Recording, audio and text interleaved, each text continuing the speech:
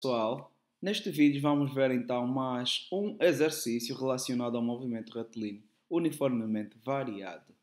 Aqui está então o nosso exercício, que diz o seguinte: uma partícula move-se em uma linha reta de A para B com uma aceleração constante de 1,5 metros por segundo ao quadrado.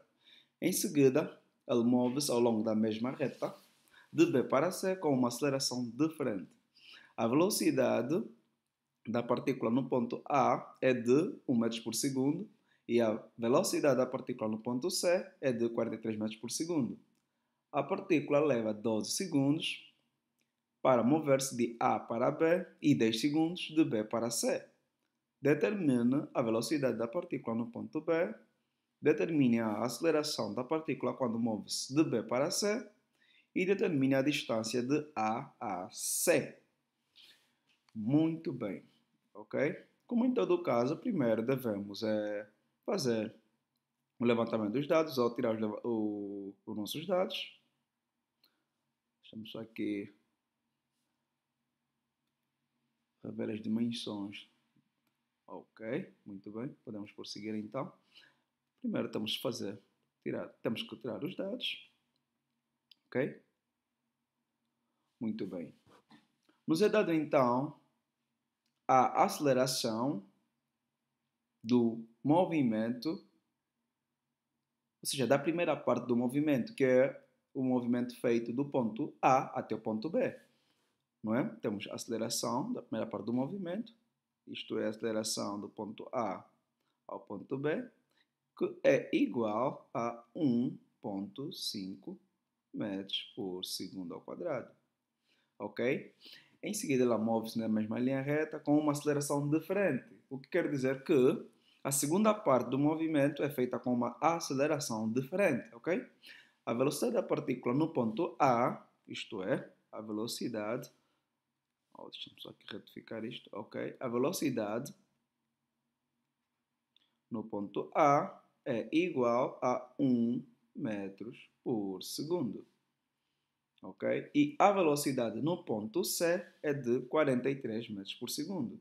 Velocidade no ponto C igual a 43 metros por segundo. Ok? E a partícula leva 12 segundos para mover-se de A a B, isto é, o tempo percorrido no primeiro movimento, não é? Podemos determinar como tempo de A a B ou apenas T1. Isso depende de nós, não é? Nossa escolha. Ok, então eu ficaria apenas com o tempo de A a B, que é de 12 segundos, e o tempo de B a C, que é de 10 segundos. Temos então aqui o nosso tempo de B a C, que é igual a 10 segundos. Muito bem, nos manda então, só aqui fazer um pouquinho. Nos manda então calcular a velocidade da partícula no ponto B, isto é, a velocidade no ponto B, isto é, para a linha A. A linha B nos pedem a aceleração do segundo movimento, a aceleração, isso para a linha B, a aceleração do segundo movimento, que é do movimento que sai do ponto B até o ponto C, e também temos a distância do ponto A até o ponto C, isto para a linha C. Okay? Distância do ponto A até o ponto C. Muito bem, muito bem. Como em todo caso, precisamos sempre de uma figura, não é? Que possa nos ajudar a entender os fenômenos que realmente estão a ocorrer. Ok? Nos é dita que a partícula, não é? Move-se com uma aceleração constante e retilínea, né? De um ponto A até um ponto B. Quer dizer que este movimento, não é um movimento a partir do ponto A até o ponto B, foi feito apenas com uma aceleração constante, isto é, não é, a aceleração de A a B, não é? Já notamos aqui, ok? E nos dizem que a velocidade neste ponto A é de apenas 1 metros por segundo. Não nos é dada a velocidade no ponto B, mas nos dizem que a partir do ponto B, ela move-se também com outra aceleração, que também é constante, isto até o ponto C, ok? Então aqui temos outra aceleração, que é feita a partir do ponto B até o ponto C. E nos dizem que a velocidade no ponto C é igual a 43 metros por segundo. Muito bem. Nos manda então calcular a velocidade no ponto B, calcular a aceleração BC e a distância de A a C, a distância total. Ok? Ok. Para facilitar então a nossa resolução, podemos fazer o seguinte: podemos repartir, não é? Já que houve dois, duas acelerações, logo podemos fazer o seguinte: podemos repartir o movimento em duas partes.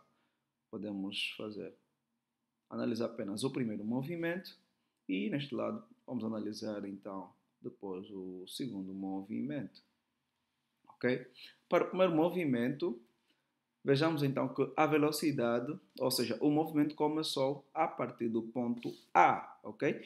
Podemos dizer que para o primeiro movimento o ponto A é a nossa origem, ok? É a nossa origem. Sendo assim, a velocidade inicial, não é? Inicial do primeiro movimento corresponde à velocidade no ponto A, ok? E o primeiro movimento termina no ponto B. Logo, a velocidade final deste movimento corresponde à velocidade no ponto B, ok? Muito bem. Então, já sabemos que, ou já nos é dado a aceleração deste movimento, logo podemos calcular muito bem a nossa velocidade final, que é a velocidade no ponto B, ok?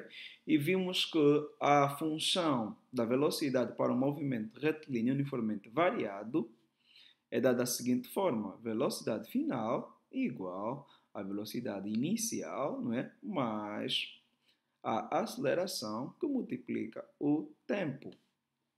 Muito bem.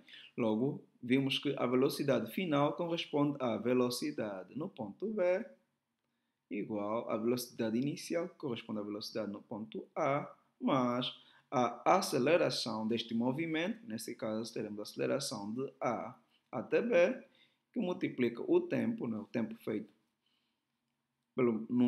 ou seja, o tempo que durou o primeiro movimento, isto é, o tempo de A a B, 12 segundos, não é? Tempo de A B. Logo, podemos dizer que a nossa velocidade B será igual então à velocidade M, que é 1, mais a aceleração AB, que é 1,5, que multiplica, não é, ao nosso tempo, né? Tempo AB, que são 12 segundos. Logo, a nossa velocidade em B será igual a, que teremos então 12 que multiplica 1,5, 18, 18 mais 1, teremos então 19, não é? 19 metros por segundo. Ok. Temos então a nossa solução para a linha A. Muito bem. Ok. A linha B pede-nos para achar a aceleração no segundo movimento, não é? A linha B praticamente começa, não é, a partir do ponto B até o ponto C. Logo, para o segundo movimento, podemos dizer que se começa no ponto B, logo o ponto B será a origem, não é, deste movimento. Logo, podemos dizer que a velocidade inicial deste movimento corresponde à velocidade no ponto B e a velocidade final corresponde à velocidade no ponto C. Ok? Logo, partindo da nossa forma da velocidade, movimento retilíneo uniformemente variado, vimos que a velocidade final é igual à velocidade inicial mais a aceleração tempo. Mas, para o segundo movimento, queremos apenas encontrar nossa aceleração, não é a aceleração deste movimento, que é a aceleração BC. Ok? Logo, isolando a aceleração a partir desta forma, teremos então a aceleração será igual à velocidade final menos velocidade inicial, isso sobre o tempo. Vimos que a aceleração para o segundo movimento vai corresponder à aceleração BC, não é? Será igual à velocidade final, que corresponde à velocidade no ponto C, menos a velocidade inicial, que corresponde à velocidade no ponto B, tudo sobre o tempo, não é? Que durou então o segundo movimento. O tempo de B até o ponto C. Ok? Logo, a nossa aceleração de B e C será igual à velocidade em C, já nos é dado, que é de 43 metros por segundo, menos velocidade de B, já calculamos, não é? Que é apenas 19, e o tempo que durou o segundo movimento, vimos que é 10. Logo, a nossa aceleração será 24 sobre 10, isto é, 24 sobre 10, o que nos dará então 2,4, ok? Podemos dizer que a aceleração do segundo movimento vai ser igual a 2,4, não é? Metros por segundo ao quadrado. Ok, temos então aqui a solução para a nossa linha B. Vamos então procurar agora encontrar a solução para a linha C, que é a distância de A a C, ok? Quer dizer que é a distância total, né, de todo o movimento. Isto é, será a distância do primeiro movimento, né, de A a B, mais a distância do segundo movimento, que é de B até C, ok? Teremos então o seguinte. Distância de A a C corresponde à distância de A a B mais distância de B a C, ok? Se a nossa condição para encontrarmos então a nossa distância total, ou seja, a distância de A a C. Muito bem. E vimos que a nossa distância de A a B é a distância percorrida no primeiro movimento. Logo, podemos usar apenas os dados do primeiro movimento, isto é, temos a nossa velocidade no ponto A, velocidade no ponto B e temos também a nossa aceleração. Ok? Vimos que a equação da posição para o movimento retilíneo uniformemente variado é dado pela seguinte fórmula. Posição final igual à posição inicial mais velocidade inicial, tempo, mais um meio que multiplica a aceleração, tempo. Ok? Muito bem. Vimos que, deixa-me só transportar aqui a figura original, ponto A até o ponto B e até o ponto C. O primeiro movimento apenas cobre esta parte, não é? De A até B. O segundo movimento de B a C. Esta é a segunda parte do nosso movimento. Ok. Muito bem. Estamos apenas a considerar o primeiro movimento, quer dizer que se A foi considerado como, para o primeiro movimento, como a nossa origem, logo a posição inicial, não é, será 0. E a nossa posição final será o ponto B, a localização do ponto B. Logo, a posição do ponto B, a diferença, isto é, a diferença da posição do ponto B E a posição do ponto A vai corresponder à distância de A a B, ok? Então teremos a posição de B, que não sabemos, a posição inicial, que corresponde à posição de A, que é zero, porque consideramos o ponto A como a nossa origem para o primeiro movimento, a velocidade inicial, que será a velocidade do ponto A, isto é, a velocidade do início do movimento, e o tempo que durou o primeiro movimento, a aceleração do primeiro movimento, e também temos o tempo do primeiro movimento. E já agora, relembrando que aqui tem sempre um quadrado, não é? Estava a esquecer esse pormenor. Ok?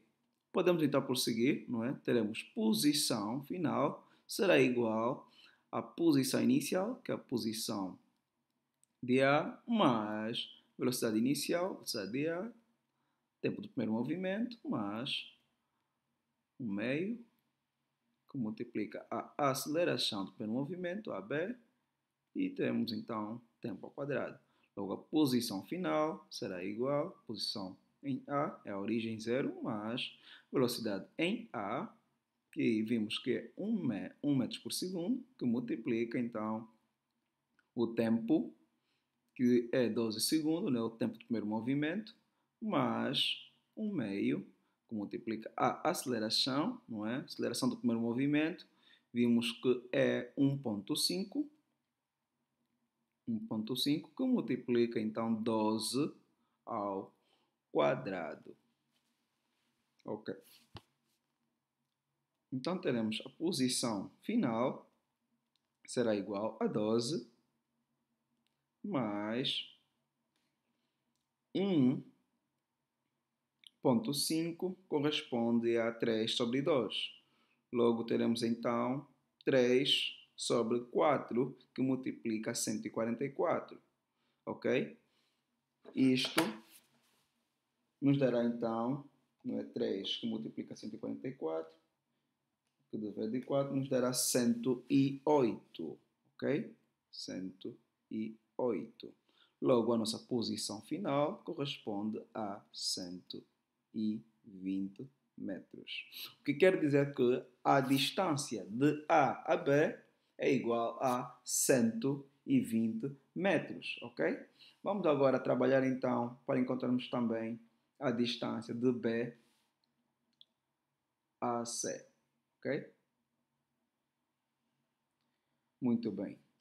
Continuamos então com a mesma equação da posição, que será igual à posição inicial, mais velocidade inicial, tempo, mais um meio, que multiplica a aceleração, tempo ao quadrado. Vejamos então que o segundo movimento começa no ponto B e termina no ponto C. E vimos que o ponto B foi considerado como a nossa origem, não é? O nosso ponto inicial deste movimento. Logo, a posição inicial também do segundo movimento vai corresponder à posição do ponto B. Não é? A posição final será a posição no ponto C, que não sabemos, mas a velocidade inicial, que vai corresponder à velocidade B. Multiplica o tempo, mais um meio, não é? Sobre a aceleração do segundo movimento, isso é a aceleração BC, não é? Que multiplica então o tempo ao quadrado. Esse também que é o tempo do segundo movimento, aquela que equivale a 10 segundos. Logo, a posição final, isto é a posição de C, deixamos só aqui para meter aqui o C, para ajudar-nos a distinguir melhor. Então, teremos a posição do ponto C, será igual a, então, vimos que a posição de B será zero, não é? Uma vez que para o segundo movimento, o nosso ponto inicial, a nossa origem, ou consideramos o ponto B. Logo teremos zero, mais velocidade do ponto B, que é 19, não é? Que multiplica o tempo do segundo movimento, que é 10 segundos, mais um meio, que multiplica a aceleração do segundo movimento. Vimos que é 2,4, que multiplica então o tempo, que é 10 ao quadrado. Logo, a posição de C será igual a 19 vezes 10 teremos 190, mais 2.4.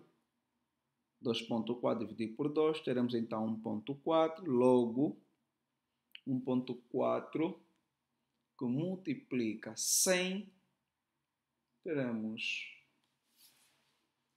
então, teremos 1.2 vezes 100, teremos 1.2 vezes 100, teremos 120, não é? 2.4 dividido 2 teremos 1.2, é isso aí. Logo teremos 120. 120, ok? O que significa que a posição C está, ou seja, o ponto C está a 310 metros do ponto B. Logo, podemos escrever a nossa solução que a distância de A a C é igual a 120, isto é, a distância do ponto B a ponto A, mais a distância do ponto C ao ponto B, que é 310.